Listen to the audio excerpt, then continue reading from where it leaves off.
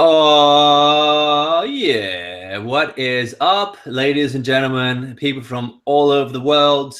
This is Chad from Real Life English, where we believe that listening to podcasts is a fun, natural, effective, or graceful way to learn English. So download or watch on YouTube this podcast right now whilst you're stuck in traffic, walking the dog, saving a drowning grandma, maybe listening to some reggae music, or even playing a didgeridoo. all right. I actually have a didgeridoo here too. I was playing it the other day. So I'm joined here today in the virtual studio with Mr. V himself, Ethan. How you doing, brother? Doing well. Pretty a little bit warm. I can't have the AC on because it's too loud for this podcast. Oh, okay. What is the AC? The air conditioning that makes the room Nice. cold. Yes. Also, just to clarify some vocabulary, you said this was a graceful way to learn English. What would graceful mean? Graceful means that it's with a lot of grace, which is basically that it's in a very kind of smooth, even. I almost think of it as like kind of like a fancy, like noble way to do something, like how the queen is very graceful. Royalty has to be graceful. You could say maybe dancer. A graceful what? Dancer. Oh yeah, I'm not very graceful. I trip all over the place. To trip all over the place? To trip is to kind of like fall over something. To usually like you regain your balance, but it's like you hit your foot on something and you kind of start to fall. And I just trip over nothing. I trip over myself. So I'm not very graceful. You could say you have 2 left feet. I have 2 left feet. I could. Not a very graceful way to dance. That means that you're clumsy, right? Clumsy is another word for that. Someone who's very, yeah. Clumsy also sounds like you don't have very good body control, and if somebody throws you something, you drop it, and it's hard to just be a normal person. Yeah, that's me. It's hard for me to be a normal person. Cool. And also talking about you tripping over when dancing, another use of the word trip would be to take a trip to go traveling, which is something which we both have done. We've both taken quite large trips since just before Christmas. But before we get into that subject, which is going to be a very fun conversation, we've actually been holding off talking about that just so we could save all the good stories for you guys here on the podcast. What's hold off? Hold off. Hold off means to restrain yourself from doing something, to not do something because you want to wait to a specific time in the future. Yeah. And so we held off like our conversation about talking about our travels so we could save it for the podcast. But before we actually get into that story, I thought I would just tell you guys that if you're watching, if you're listening to the podcast like normal through iTunes or through the website, this is actually also a video podcast. We're actually recording this live. We can't watch it live, but we will publish it on our YouTube channel. And that's a really cool opportunity, not just because you get to see us goofing around and looking silly, but you can also hit like closed captions on YouTube. We tried this last week with a podcast with Emma, and we're actually very surprised at how accurate the YouTube automated subtitles and even translation. It's getting pretty good these days, right? Yeah, that's definitely a great option. I would even say vice versa. If you're watching this, you could go download the podcast and subscribe to us, and then you can, maybe first watch it, but then you can take it with you and listen to it when it's convenient for you. Yeah. So the translation, the automated subtitles, it's not perfect.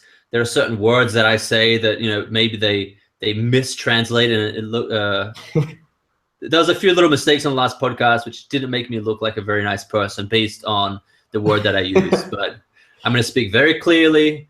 Make sure Google can put the subtitles really good for this this podcast. Podcast 132. It's quite a 33. 133. Oh wow. Yeah. It's almost like a lucky number. I know, right? Yeah. Well, let's make it a lucky podcast. So, Ethan, where the hell are you in the world, man? What are you doing?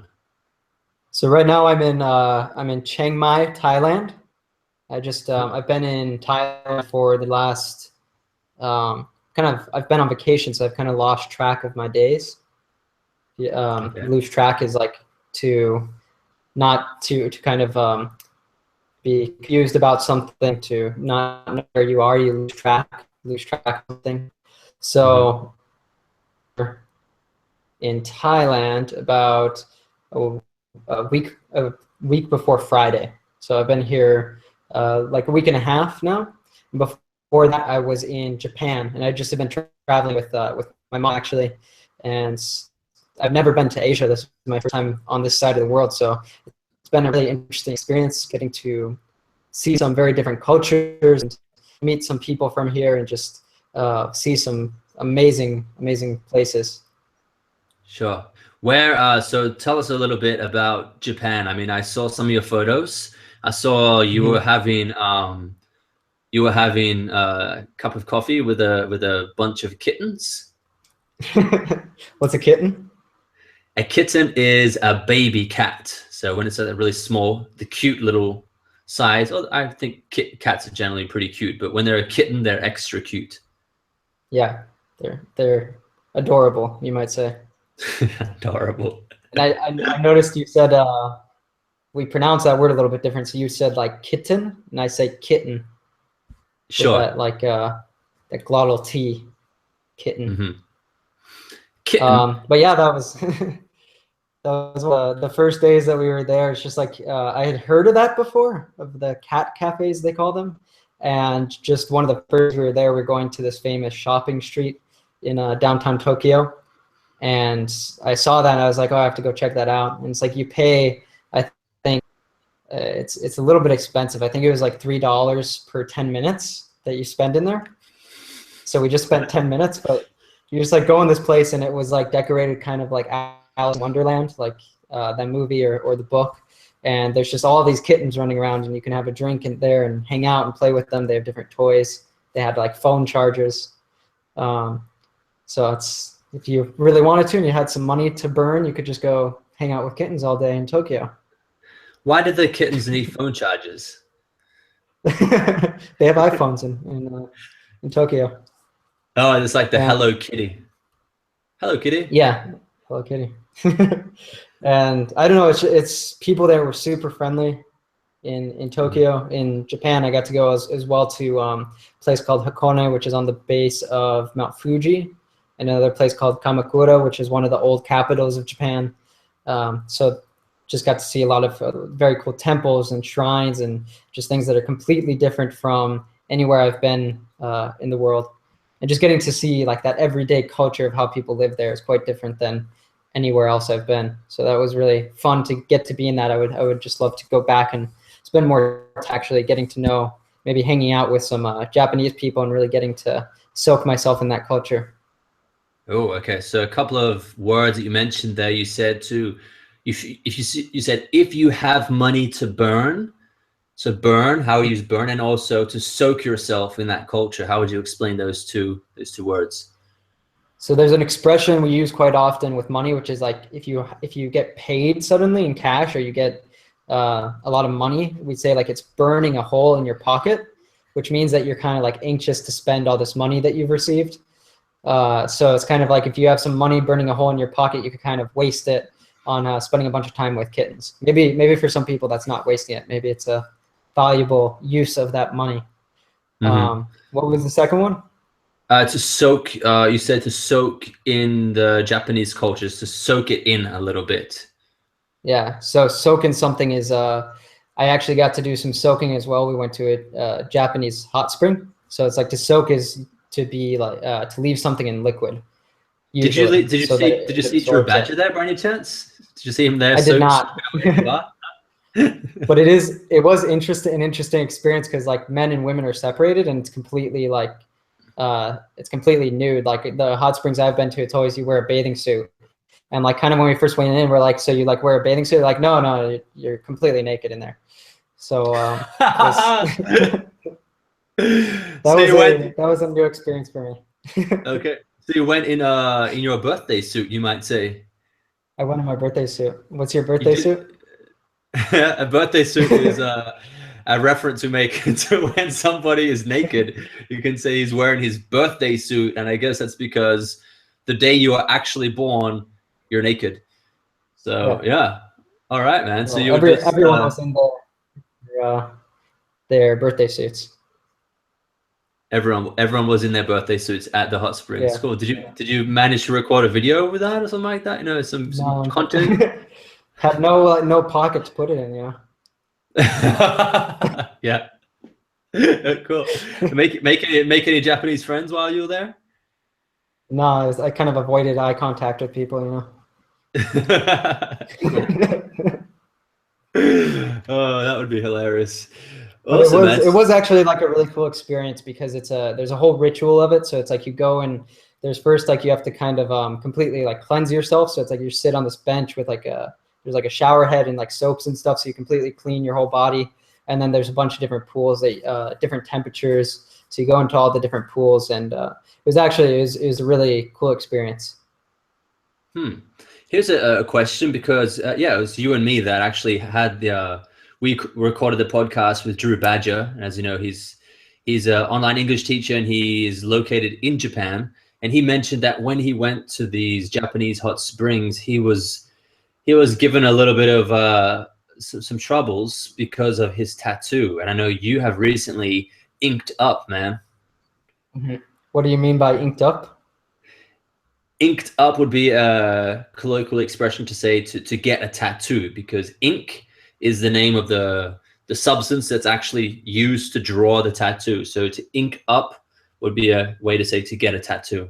It's kind of like to in How I Met Your Mother, they popularized the expression to suit up. I think we've mentioned that in the podcast before. When to wear a suit, to put a suit on means to suit up. So to ink up means to put a tattoo on or to get a tattoo.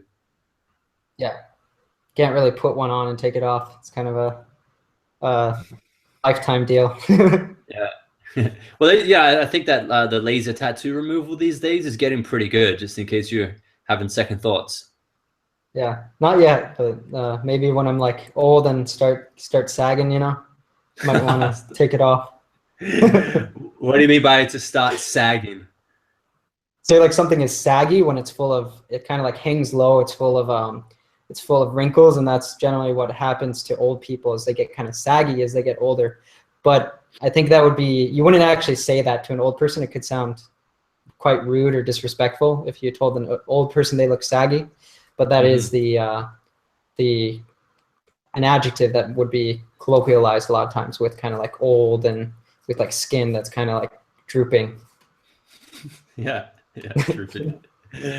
But did you have any problems with the tattoo? Did anybody say anything like, "Hey, man, you can't come in here," or maybe cover your tattoo, or no stress? Yeah. So actually, I had to do my homework before going because for exactly that reason, I was looking into that, and it said that even today, even though like tattoos are getting popularized and they're becoming more popular, even in Japan, there still is a big like stigma with tattoos there, that it's kind of like attached to being a part of a gang. And so if you go to most hot springs, they will not let you in, even if you have it covered up. If they find out you have a tattoo, even if you've got it covered, they will not let you in. You know. So the options you have are either go to a hot spring that allows them, which there's a few, or to go to a private hot spring. So like we actually went to one that we saw accepts tattoos, and actually I saw a lot of people there with tattoos, probably for that reason, because they all kind of like go to the same spot. So that's good question though. It was kind of interesting doing a little bit of research about just how that's tied to Japanese culture. I even heard that people might make like a comment to you. Like Japanese people might often make a comment to you, especially older people. That's like, why would you do that to the body that your parents gave you? Big cultural difference there, isn't it? Just the way the feel they have towards tattoos. I have a friend here in Perth, and he's married to a Japanese woman, and I was asking her that same question just last week, and she said that just because it's been ingrained into their culture, that it's a little. She said that she probably wouldn't really trust someone as much if they had a tattoo. So it's a. What do you mean by ingrained? Ingrained in their culture?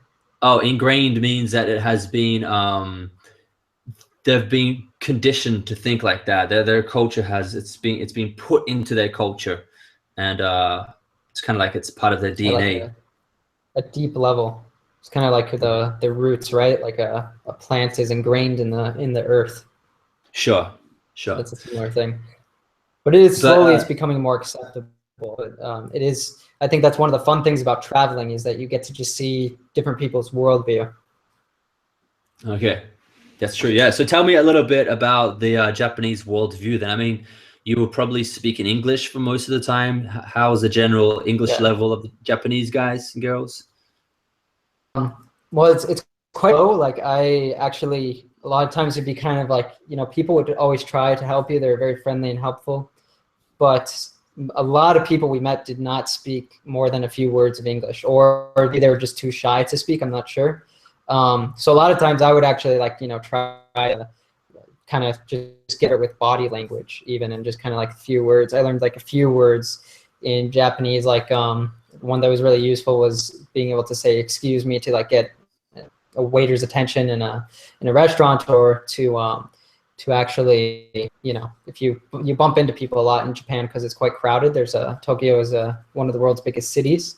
And so it's like, when you bump into people, you always say, excuse me. So I just learned like a few basic words, and then would be able to communicate with gestures and stuff, and just saying like all the time. What do you mean by to bump into someone? If you're bumping into people? So it means you accidentally hit them like with your body. So if you're going through a crowded place, it's quite often you might hit your shoulder on someone or something like that. There's one day we accidentally went in the subway at rush hour, and it was like pretty funny because it just like arrived, and it was so full of people that there's like a guy who's actually like pressed against the window, like both his hands against the window, which you can actually see this if you're watching on YouTube. And then we like had to like really squeeze into like a space when some people got off, and you're really like have everyone in your bubble. Mm-hmm.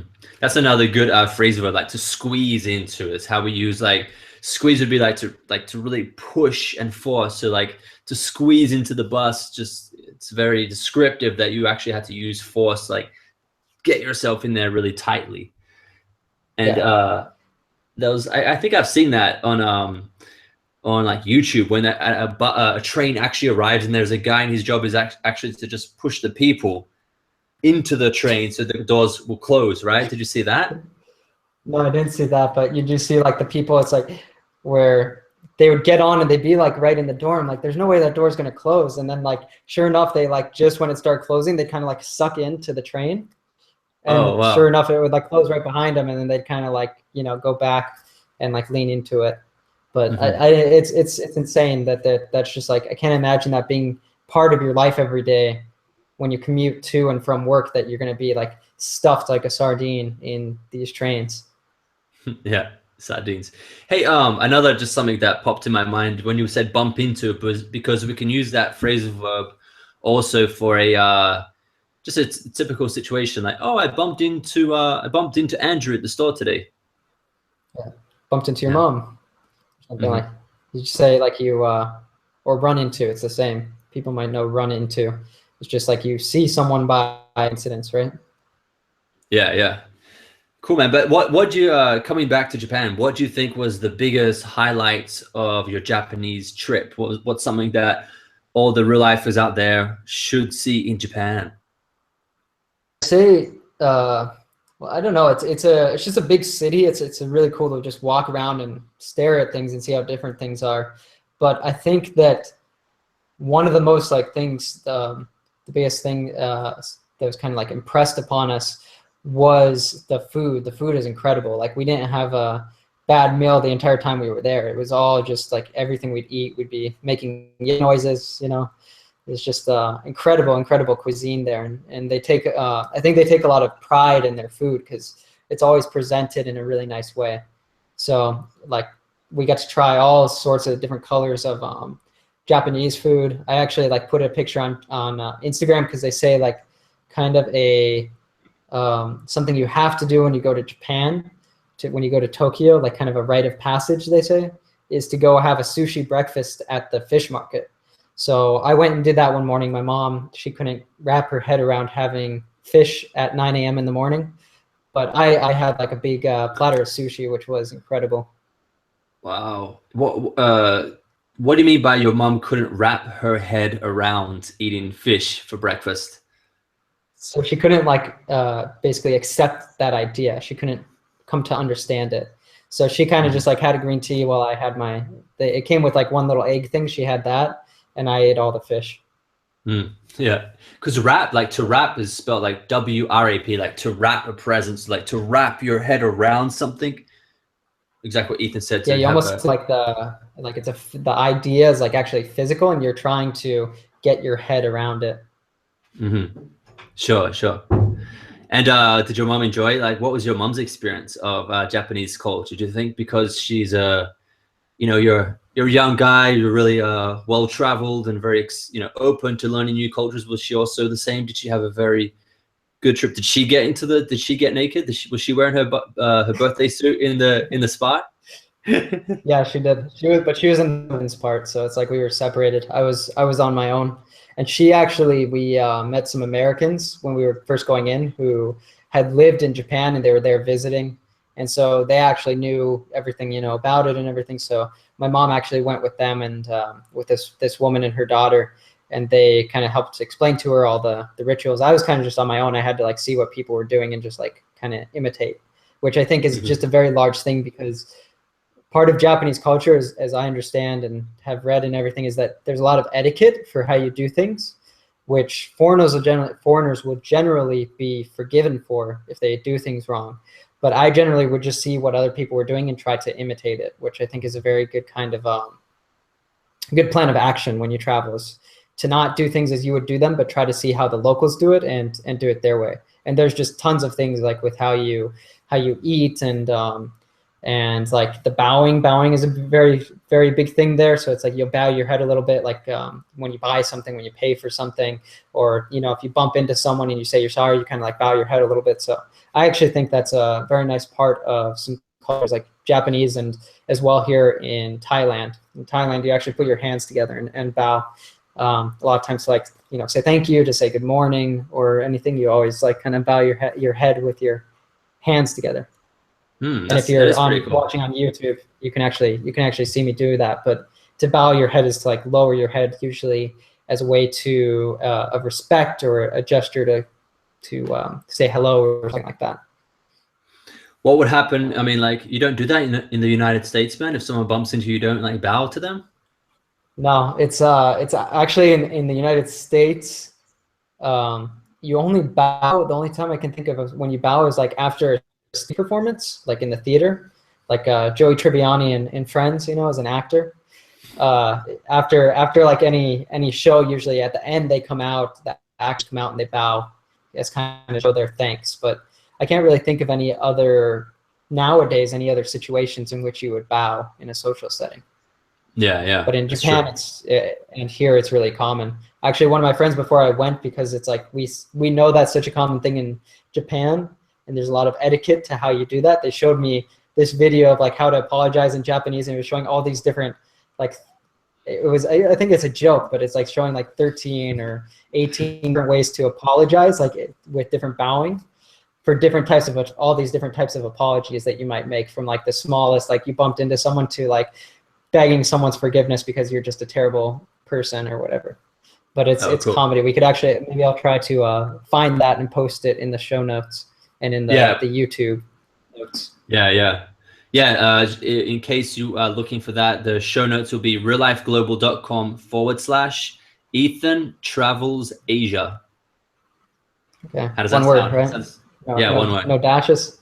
No dashes. Oh, we're gonna have to talk about your your travels as well, but Well, I think we could just highlight your travels for now because it seems a lot more adventurous. You know, you went to several different places and you're actually purposely seeing and experiencing new stuff. I just came back to where I was born. It's my home. So after Japan, you made your way down to Southeast Asia, which is where you are right now. So first of all, you're in Chiang Mai now. Did you go to like Bangkok, and did you go to Indonesia as well? No, I've only been in Thailand, in this part of the world, and there's some connected speech there. Part of the world. Nice. Say it again. Part of the world. Part of the world. Yeah.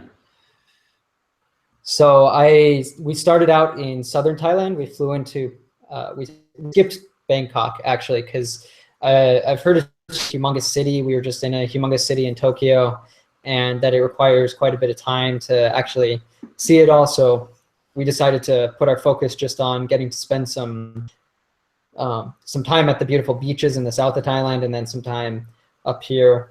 And it's actually something really interesting in Thailand. I didn't know this till we actually arrived, and we met this French guy on the ferry, and he was explaining this because he's been here a few times. In the south of Thailand, it's Muslim, and in the north, it's Buddhist. So that actually affects the culture quite a bit. So it's different where we were first in the south and where are now, where I'm now in the north. So that's really interesting, getting to see both those parts. But we flew into Phuket, which is in the southwest of Thailand. And then we took a ferry to an island called Koh Lanta. We were there for a few days, just kind of like enjoying the beach. The first day we were there, actually, we couldn't go outside really or do anything because there was like a hurricane. Like there's just terrible weather all over. So we had, we actually went out to eat lunch because like it had mellowed out a little bit. It was raining. I'm gonna stop you there because you're saying too much new vocabulary. You said, first of all, you said a ferry. You also said a hurricane, and now you said to mellow out. Yeah. So a ferry is a boat that usually it specifically takes you from one place to another place, and it always does that same trip. So we had to take a ferry because it's an island. It's not the same as it's the same pronunciation, I think, but it's a different word from like a magical fairy, like the Tooth Fairy. Like Tinkerbell and Peter Pan. Yeah. So you said the pronunciation is the same, right? Fairy? Fairy, yeah. It's exactly the same, just spelled different. Yeah, it's Ferry as opposed to Fairy. So fairy. Exactly. What else? Yeah, so hurricane. And it's actually crazy on this trip because I've traveled in planes, on trains, on boats, cars, mopeds, tuk-tuks, taxis. Gotten to like experience every mode of transportation that exists on this trip. And I've been lugging around a big old backpack and two big old backpacks. You're saying new words and you still haven't explained the other ones. So we have the hurricane. We'll go through them all. Bunch of travel vocabulary for you. Hurricane is like it's also called a typhoon. I think in Asia it's usually a typhoon. I'm not sure the exact difference, but it's just like it's pretty much just a humongous storm, right? Really strong winds. Yeah, mellow out is to become calmer. So what I was saying is that it was raining really hard, and then we kind of saw like our window of opportunity. We saw that the rain stopped a little bit, so we went to have lunch. But then by the time we were done eating, it had started up really crazy again, and like the roof was like it's like a straw roof. So the roof was falling off of the building. We're just like, holy shit. Like, and we actually ran back to the place we were staying, which was luckily just a few doors down, but like have never been so wet in my life without actually like jumping into water. Wow. Very, very insane. We were without power and like internet and everything for a day because it got all screwed up on this island. What else did I say? I said after that, lug around or sure, but really quickly, mellow. Just you could say mellow out is to just when something will like become more relaxed. But you can also use mellow as just an adjective by itself and say that guy or that girl is really mellow, or that's a really Yeah. mellow song. It means it's kind of like calm, relaxed, mellow So you could yellow. also tell someone mellow out. It's like if they're being really emotional or something, or really angry, you could be like, hey, mellow out. It's not a big deal. Yeah, exactly. So it's the Lug same as saying around. like relax. Oh, sorry. Lug Yes. around. Lug around, or also like in the US at least, we have another expression that's schlep around, which comes Schlep from around. Yiddish. Schlep Okay. around. Have you ever heard about that word? No, no. I mean, I've heard of Okay. many Yiddish expressions like, it always starts with a like a schnoz. Yeah, it's got that sh sound a lot. And I Yeah. think it's common in New York because of the Jewish population that came from Eastern Europe that speaks Yiddish. So we Yeah. have some of these expressions in English. Schlep around is one that's quite common. So, or lug around is to carry something heavy to different places, which is common if you're backpacking. So I've been having to schlep around or lug around my stuff on all these different transportations. And especially in southern Thailand, it's just chaotic. Like the boats, they would just throw all your stuff on the boat, and then like everyone would be trying to get off the boat at once it lands. And you know, then it's like you'd be digging through these bags trying to get yours and trying to go to another ferry. So, or trying to go to catch like the tuk-tuk. You have all these people trying to get you to pay them to take you to your place. So it was very chaotic arrival, but then after that we got to mellow out a little bit at the beach, and which was spectacular here, like unbelievable beaches. After that island, we were. Go ahead. Go on. I was just going to ask if you got hassled a lot by, for example, when you go to some of these countries where it's like really high tourism, there's a lot of situations where you might get hassled by maybe a tuk-tuk driver or people trying to sell you stuff. It can sometimes be quite annoying for someone who's just trying to have a mellow trip, you might say. Yeah, a ton. Like here in, imagine all over Thailand, because it's similar here in Chiang Mai. That's just like you're just walking down the street, and the tuk-tuk drivers, you know, either they'll be sitting or even driving. They'll like stop, and I think because they see you're white and they imagine you're probably a tourist. This would be my guess. That they stop. They're like, hey, do you need a ride? Or like they'll kind of like chase you down the street, and they'll be telling you like, oh, like just 100 baht, which is the currency here. That's like $3. They're like, oh, I'll take you to like all these places for just like this amount. And you're like, no, I'm just walking down the street. So yeah. You get hassled a lot. Yeah. Hassle would mean like to be like exactly what they're doing. They're kind of being annoying, and they're trying to really force their product or whatever their service is, trying to force you to. Yeah, it's always to like, I'll give you a great price. I'll give you a very good price. Like all the time, like if you're walking through a market or anything, which we did quite a bit of shopping at the street markets here. And it's a ton. They see you're a tourist, and they want to sell you things. You also said you were lugging around your big old suitcase. Yeah. I think we talked about using that term before, like my big old suitcase or whatever the noun is after that. But my big old, why would we say that? It's kind of like augmentative, right? We don't actually have the augmentative in English, but we do things like that to add like an emphasis of how big something is. So we say like big ol'. And the ol, I don't know why it's that, but the ol is just it's like a shortened version of old. You could also say like my old man is like my old man, which is my father. Yeah, it's true. My old man. Yeah. Does it maybe come from like, you know, when you see these old English, really old school, like, you know, the original English where they you know, even like Shakespearean English, I'm not sure whether they say like ye old, you know, bar or something like that, when it's called like ye old. Have you seen that? You know what I'm talking about? Yeah. Yeah, I guess that's like the old, right? Yeah. Is, anyway, totally not relevant now. Just us talking about random stuff. So yeah, man. So and then after the storm, you guys just hit the beaches. Did you see some really nice paradise kind of locations?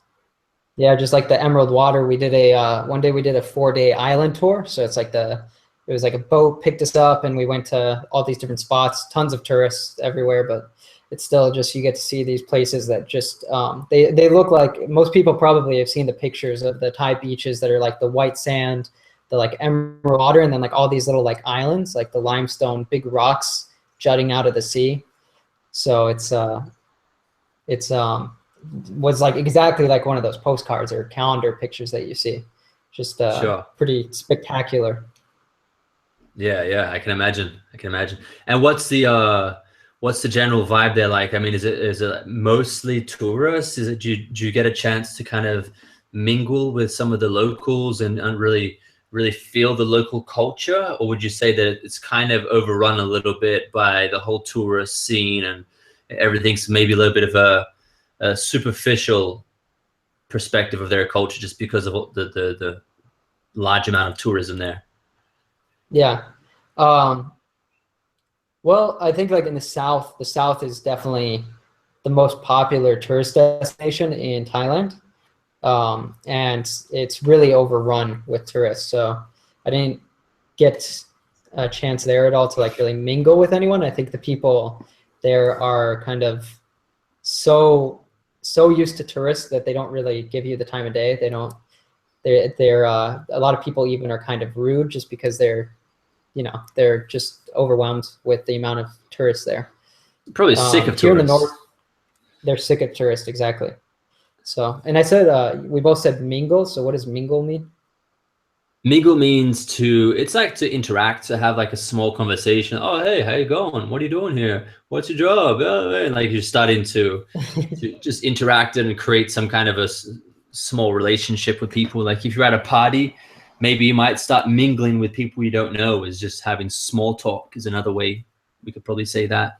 Small talk to mingle. So Yeah. we did like mingle with other tourists here because of something that's cool in a place like this is that you see tourists from all over the world. So like all over Europe, there's a lot of Brazilians, a lot of people from the US, Canada as well. So we got to mingle more with other tourists, I think because we're in the same boat of both being tourists there. You mean That actually was a bit easier. physically in the same boat, or actually like the actual metaphorically in the same boat? Sometimes both at the same time. Okay, cool. Because So for those of you listening, there's a wordplay there because we have an expression in English. We say, "Oh, because we're in the same boat." It's an expression saying that we have the same. It's the same circumstances. We are the same. Whatever. We have the same thing happening to us. But in this case, because you're traveling on ferries and from island to island, you're probably physically in a real boat. yeah, in the same boat physically and metaphorically. Yes. Sorry, I cut you off though. You're talking about mingling with other tourists there, right? Yeah, I was just saying like how we have as well, like we're building this social network for English learners so that English learners from all over the world can practice together and exchange cultures.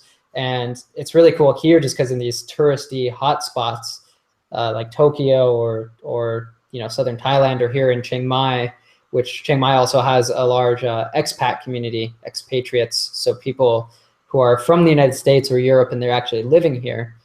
So you have this mix of all these different cultures. It's a lot like the kind of physical manifestation of what we're trying to build, the online experience for. So it's quite cool, just like all the time getting to hear other languages and talking to other people and being like, where are you from, and hearing about their experience here. So that's always one of my favorite parts about traveling is more so like who you meet, not just the experiences of the place you're going, but also just like the getting to cross paths with people from so many different backgrounds.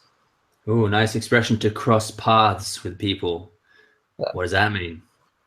That's just like to encounter. Yeah. Well, I mean, like to actually give you guys a way of visualizing it. A path can be like you walk on a path. Like there's a path, the path on the side of the road, the footpath, or like a path that leads to your front door. So when you cross paths, it's kind of like you're bumping into each other because you're actually seeing them on. You're on one journey, they're on another journey, but your paths cross each other and you meet and you mingle, and then you move on. Yeah, it's like you meet, you mingle, and you move on. Sounds like a I don't know. It sounds like some sort of like dating event or something. Yeah. The 3M. 3Ms, guys. Just gotta meet, mingle, and then just move on.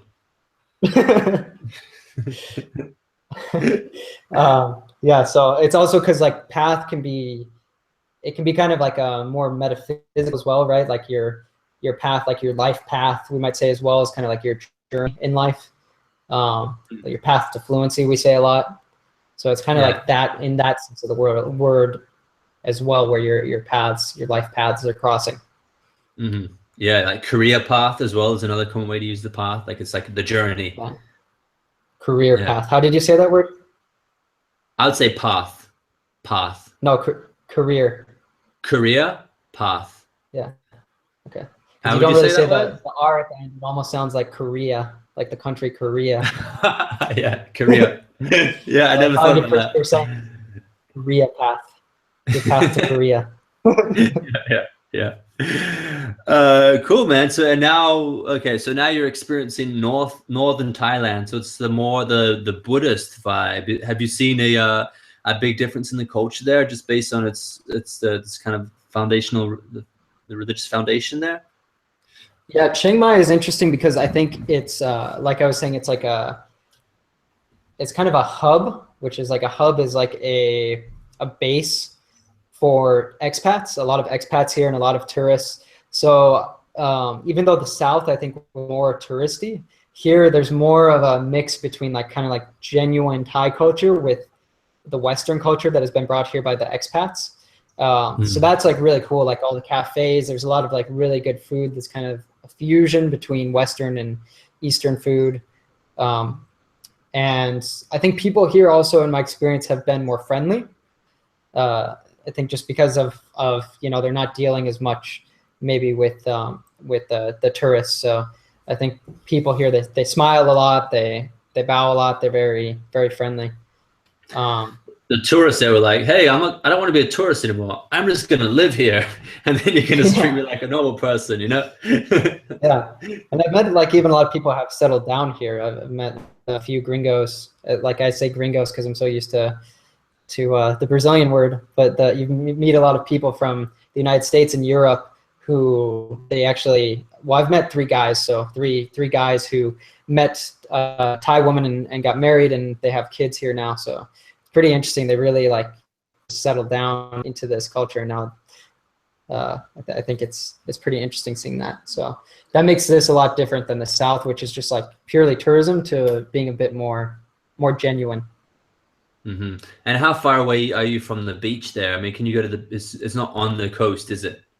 No, it's in the mountains actually. So I'm excited. I think like maybe next week I'll be doing some like trekking or something a little bit, getting to see some nature because I haven't really, I was in Tokyo. It's just like so big city, and then and in the South, I mean, it's the beach, but it's still like just a lot of people. So it'll be nice to get kind of like out and away from civilization. Dude, you were having coffee with the kittens. That's enough nature. I think that's all you really need, man. You're having coffee, drinking a coffee with a wild animal there. You could get your head ripped off by one of those things. Those kittens.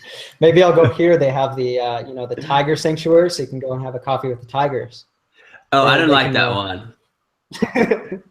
They can really rip your head off. But I don't like that because I think they actually they inject the tiger with like a tranquilizer or something like that, right? He's like just always sleepy and tired, and they kind of make money from that. Yeah, I'm not sure. The Thai, I don't want to say this about Thai people in general, but they're well known for kind of exploiting animals for tourism.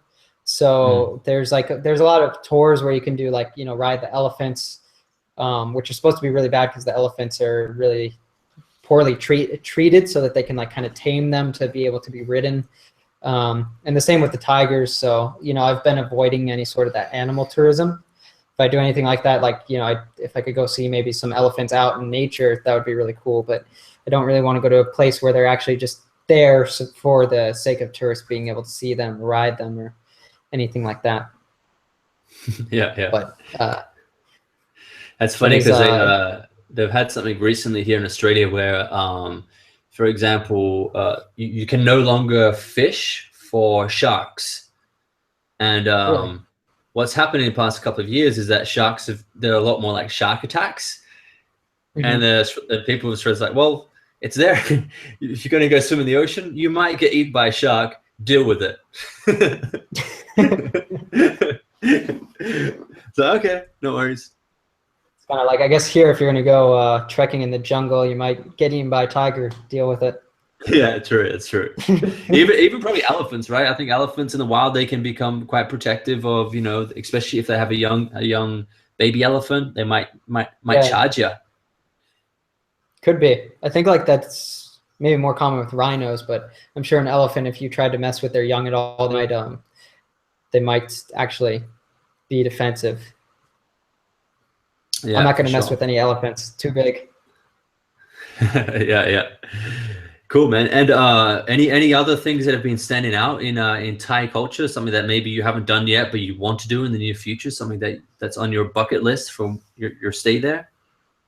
Well, I think I definitely need to get more in touch just with like some local Thai people. Maybe like find some people. I might go to. I saw like an event on Meetup for like English speakers, so maybe I'll go meet some Thai people who are learning English or something like that. It'd be nice to get more in touch with some people here and just learn more firsthand experience about their culture, since I'm going to be living here for a few months. I've been actually doing, you know, as like a language learner, I've been doing terribly here because I still only know in Thai how to say hello and thank you. So that's it. So I need to definitely be more proactive with getting a little bit more ingrained here in the Thai culture. Yeah, for sure, man. Awesome. Well, cool, dude. It's gonna be awesome, like hearing how your adventures progress there, in Thailand and Chiang Mai, and if you travel around a little bit, because you have some friends that live close by, right? Are you gonna go visit a friend on the weekend or something? Yeah, I'm going to be moving up to another city called Chiang Rai. It's a similar name, but it's an R instead of an M. So I'm going to be going up there on Friday, and my friend actually, I have a good friend who lives near there, so be checking out another part there. I guess it's supposed to be kind of like a lot like Chiang Mai, but smaller, which I think will be nice. Maybe rent myself a motorbike and get to kind of scoot around town. Have you ridden a motorbike before, man? Little moped, right? I did in moped, yeah. I did when I was in southern Thailand, and I have in Spain as well. So, but I still need to. I need to work on it. I can get a lot better at handling one of those things. Especially what do you mean by handling in this case? To like control the bike. Yeah. Because handles also like the handlebars, right? What you hold on to. So it's a handle would be like to be able to be in full control of the motorcycle. Cool, man. Well, that was a nice little bit of a summary of your trip so far. Learning a little bit about there you go. That was connected speech. A little bit about. Yeah, I was learning about your experience with the kittens, with you getting down into your birthday suit with some Japanese dudes. Then heading down. The highlights of stopping kittens in the naked hot springs. Yeah. How funny would it be if you actually saw Drew then and you guys are both thinking like, Drew, hey man, what's up, bro? Thought I recognized you. Cool, man. Anyway, a lot of great takeaways from this podcast. Lots of great vocabulary. Any other words pop into your mind, or anything else you wanted to teach these guys? Maybe something that you've heard on your travels. Maybe some mistakes that commonly Japanese people have made, or Thai people, or any other non-native English speaker that you may have met along your journey. I think like nothing really stands out at the moment, but it's definitely like, just as I've been traveling, I've been kind of trying to take some notes and just think of things for ideas for content for videos and articles that I can make, because it's just great being here, being exposed to so many non-native English speakers, because it gives me all sorts of ideas of how to help our audience. So I definitely will be taking note of some of the mistakes here and helping creating some resources for our listeners. Awesome, dude. Well, so you guys listening or watching out there, if you want to If you want to see the show notes of this podcast, you can go to reallifeglobal.com/Ethan Travels Asia. That's ETHAN TRAVELSASIA. Ethan Travels Asia. Cool, man. Well, that was very enlightening, and looking forward to hearing more. Yeah, man, we're gonna have to do another one where you talk about your reverse culture shock. Sure, maybe that can be next week's podcast. Oh yeah. Oh yeah. 1, 2, 3. Oh yeah. 1, 2, 3. 2, 3. Oh